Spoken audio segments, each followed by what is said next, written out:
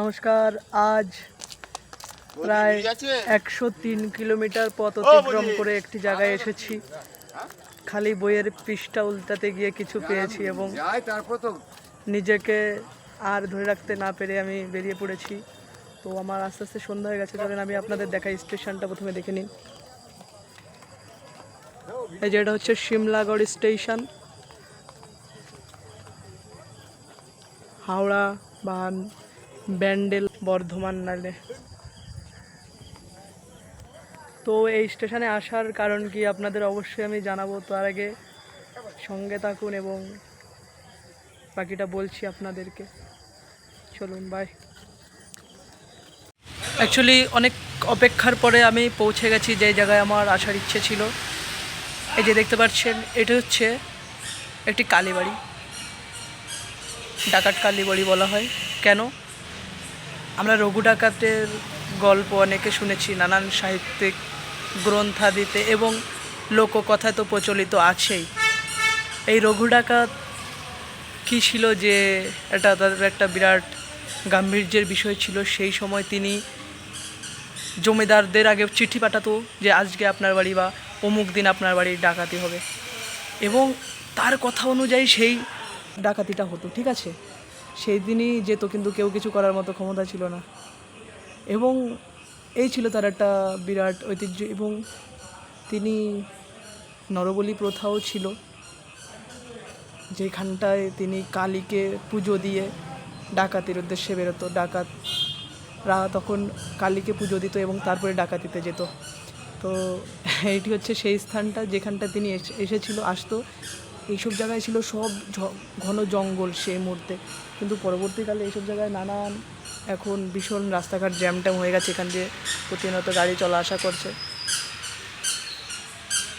সেই কালীবাড়িতে উপস্থিত হয়েছি। এই নরবলি প্রথা চলতো এবং আমরা সমাচার দর্পণে এই রঘু ডাকাতের কাহিনী একাধিকবার পেয়েছি, বা এই সমাচার দর্পণে রঘু ডাকাতকে নিয়ে বলা হয়েছে একাধিকবার যে তার অত্যাচার কেমন ছিল জমিদারদের থেকে এবং তিনি যে সোনা গয়না বা অর্থ জমিদার থেকে নিয়ে আসতো এবং সেগুলি তিনি এলাকার নানান জায়গায় মানুষকে, গরিবদের দান করে দিত। বাট সেদিক থেকে দেখতে গেলে আবার কিন্তু থেকে নরবলি প্রথা চলন, এবং এটাও সম্পূর্ণই বেআইনি কাজ ছিল সেই মুহূর্তে। যে সেই মুহূর্তে না, বর্তমানেও কারো থেকে তুমি টাকা নিয়েছে, সেটা হয়তো তুমি যাই করো, ভালোদের দাও বা যেইটাই করো, বেআইনি বলা হয় সরকারি আইন অনুযায়ী, নথি অনুযায়ী, এবং তার জেল পুলিশ কেস হয়। বাট সেই সময় তার বিরাট দাপট ছিল। ব্রিটিশরাও একসময় বিরাট ভয় পেত। সেই ডাকাতের বাড়ি উপস্থিত হয়েছে এবং এই রঘু ডাকাতের একাধিক রঘু ডাকাতের কাহিনী পাওয়া যায় একাধিক জায়গা থেকে। কেননা এটা তো কল্পনা কাহিনীর উপলক্ষে চলে গেছে। বাট সেই পুরোহিতদের সাথে পূর্বপুরুষরা দেখে গেছে, গল্প করে গেছে, শুনেছে এবং প্রচার করেছে। চলেন আমরা পুরোহিতদের সাথে একটু কথা বলে দেখি, যদি তাদের সাথে কথায় বনে বা তারা যদি চায় তাহলে হয়তো কিছু বলতে পারে। সেখান থেকে পরের দিন সকালে বেরিয়ে পড়লাম নতুন স্থানের উদ্দেশ্যে। দেখুন, বাংলায় একাধিক প্রাচীনকালের নানান ঐতিহ্য পাওয়া গেছে। তার মধ্যে এই যে একটি আমার পিছনে দেখতে পাচ্ছেন, এটি হলো ইউসুফ শাহ কর্তৃক তৈরি একটি ভাস্কর্য ঐতিহ্য। সেই আমলের একটি মসজিদ, যেটি হলো বর্তমান নাম 22 দরজা মসজিদ বলে চেনে, কিন্তু এখানটায় অনেকে এটাকে আবার মন্দির বলেও ধরে থাকে। নানান মতভেদ আছে, অনেকে অনেক মতবাদ দেয়। বাট আমি বই পড়ার সাথে সাথে উৎসাহী হয়ে আমি এই স্থানে পৌঁছে গেছি, প্রবেশ করেছি এবং স্থানটি ঘুরে দেখছি। এই পান্ডুয়াতে একাধিক জায়গায়, হুগলি জেলাতে এই পান্ডুয়াতে একাধিক জায়গায় এমন নানান প্রাচীনকালের ঐতিহ্য এখনও ধ্বংসাবশেষ টিকে আছে। তার মধ্যে এটি একটি, এই 22 দরজা মসজিদটি। যখন বাংলার শাসকবর্গকে ক্ষমতা দেওয়া হতো দিল্লি সুলতানি আমলে, বাংলার যাকেই ক্ষমতা দেওয়া হতো, অনেক শাসকই তারা নিজেদের মধ্যে আধিপত্য প্রতিষ্ঠা করে স্বয়ং নিজেদের অস্তিত্ব বজায় রেখেছিল। ঠিক তেমনই এই ঘটনা ঘটেছিল এবং এইখানটায় আপনারা দেখতে পাচ্ছেন এই যে এইটি তারই একটি উদাহরণ, যখন শাসক নিজের অধিকার কায়েম করেছিল এবং এইটিকে তৈরি করেছিল ইউসুফ শাহ।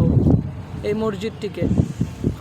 এটাই এখনও রয়েছে এবং একতলা বোধহয় বসে গেছে, সবাই বলে থাকে এখানটায় একতলা বসে গেছে এমনই, এবং এটাকে নানান লোক নানানভাবে বলে, কেউ মসজিদ কেউ মন্দির বলে থাকে। ঐতিহ্য ভাস্কর্যের দিক থেকে অতি অসাধারণ জিনিসটা আপনারা দেখে উপভোগ করতে পারছেন। আমি আপনাদেরকে আরও সুন্দরভাবে দেখানোর চেষ্টা করি।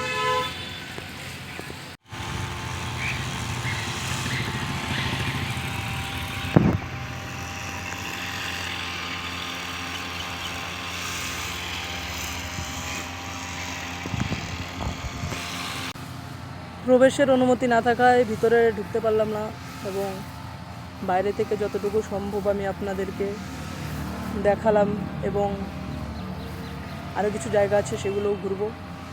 চলেন এগিয়ে যাই আমরা বাকি জায়গাগুলোর দিকেও এবং কিছু দেখানোর চেষ্টা করি। এই যে এর পাশে আছে দেখুন, ওটা সাইনবোর্ড আছে দেখুন, হজরত শাহ সুফি সুলতানের মাজার মসজিদ হিফজ মাদ্রাসা। চলেন আপনার ভিতরে ঢুকে দেখি আর কি আছে। আচ্ছা, মানে এগুলোকে সব ঠিক করেছে তাই না? এগুলো আবার নতুন করে মেরামত করতে করা হচ্ছে। এগুলো মেরামত না করলে হবে 400 বছর। কে তৈরি করেছে এটা? এটা বাবা সুফি সুলতান রহমাতুল্লাহ আলাইহি। আচ্ছা, সে রাজার আমলে। মানে তখন থেকে এটা তো আর বন্ধ হয়নি, চলছে একভাবে? একভাবেই চলছে ইনশাআল্লাহ। কেন আল্লাহর ওলি প্রপার সুলতান রাজা মঈনুদ্দিন চিশতির ভাগনা গরিব নাম। এখন তো এখানে লোকজন আসা বন্ধ হচ্ছে, কম। আগাছ তো আগে মেলা লাগতো, এইগুলো মেলা লাগবে। মেলা হতো না? হ্যাঁ, এখানে মেলা হবে তো। আর এখানটা একটা দেখেছিলাম ইয়ে ছিল, মানে গরুর বাজার হাট, ওটাও তো মানে পুরনো। গরুর হাটেই তো বন্ধ হয়ে গেল। ওটা অনেক পুরনো হাট তাই না? ওইটা আজ এই সরকারের পরিবর্তনের সাথে সাথে বন্ধ হয়ে গেছে। এই তো বন্ধ হয়ে গেল, এই তো কয়েকদিন হলে একটা। ওটা প্রতিদিন বসে তাই তো? হ্যাঁ, ওই হাটটা প্রতিদিন বসতো? প্রতিদিন ডেলি বস্তু, ডেলি। ওটা অরিজিনাল হাট, একদম রুটিন হতো, কোনো ব্যাপার নেই। আর এই মাদ্রাসাটাও কি একসাথে তৈরি করে? একসাথে এটা ওদিকটা যাবো আমরা। ওই দিকগুলো মাজারেতে, এটা হলো মসজিদ, এটা হলো বাবার মাজার। এখানে কেউ যদি কোনো নিয়াত করে আছে, তার নিয়াত পুরো হয়ে যায়। আচ্ছা, বুঝতে পারলে? হ্যাঁ দেখে আসি আমরা। হ্যাঁ,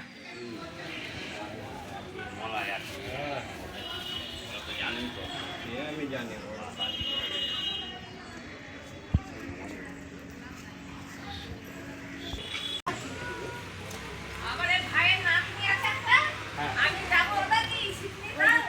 আর এই যে পাশেই আছে মাদ্রাসা।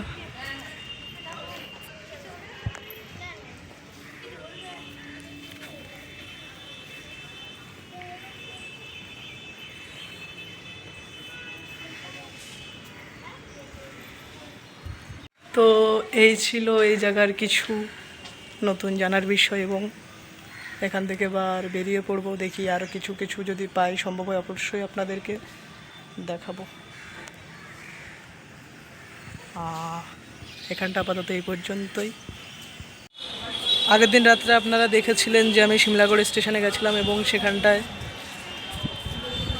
কিছু দেখেছিলাম। সেটা হলো, ধরুন ওখানটায় একটি 700-800 বছর পুরনো কালী মন্দির ছিল, সেই মন্দিরটাকে দর্শন করলাম বা সেখান থেকে ঘুরে টুরে আসলাম। এরপরে আমি আজ তো আপনারা দেখলেন সারাদিন পান্ডুয়ার কিছু কিছু জায়গায় ঘোরাঘুরি করেছি, এবং এখন আছি আমি পান্ডুয়া স্টেশনে। দেখতে পাচ্ছেন, আমি আপনাদেরকে দেখাই।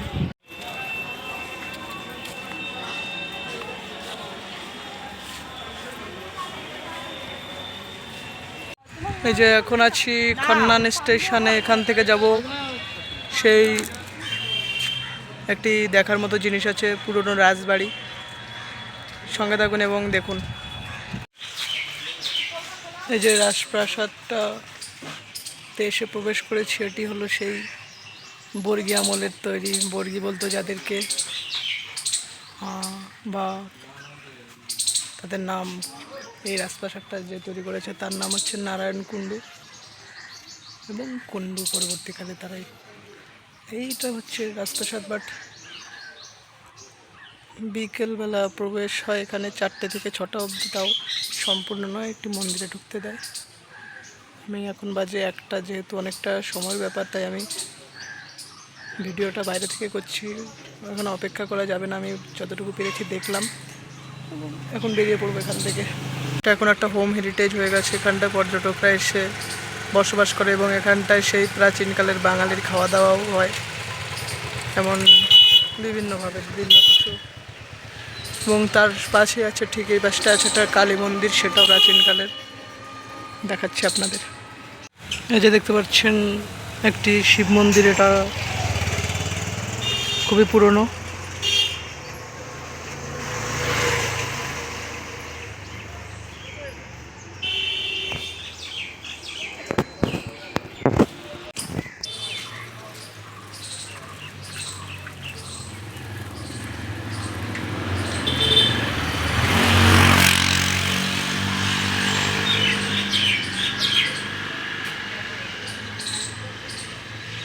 এই যে দেখতে পাচ্ছেন দেওয়াল দিয়ে ঘেরা এবং দেখা যাচ্ছে এটা সম্পূর্ণটাই এই রাজবাড়ির আন্ডারে পড়ে।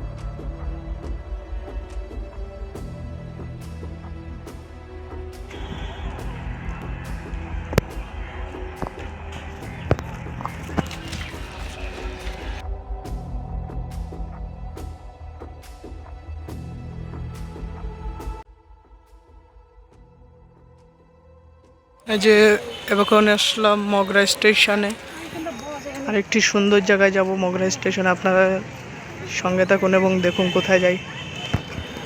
তিলেক দাঁড়া ওরে সমন, আমি বদন ভরে মাকে ডাকি। তিলেক দাঁড়া ওরে সমন, আমি বদন ভরে মাকে ডাকি। এই মুহূর্তে আমি আছি সেই একটি ঐতিহাসিক স্থান, যেখানে একজন কালী ভক্ত, কালী প্রেমিক এবং কালীকে নিয়ে অসংখ্য গান রচনা করেছেন, সেই সাধক হলেন রামপ্রসাদ। তাকে সেই আমলের রঘু ডাকাত, অনেকে শুনেছেন, ডাকাতি করতে গিয়ে যাওয়ার আগে তারা কালী পুজো দেয়। সেই রঘু ডাকাত ঠিক এই জায়গাটায় তাকে নরবলি দেওয়ার উদ্দেশ্যে ত্রিবেণী নদী থেকে নিয়ে এসেছিল, ত্রিবেণীর কাছ থেকে। আপনারা দেখতে পাচ্ছেন সেই ঐতিহাসিক জায়গাটা।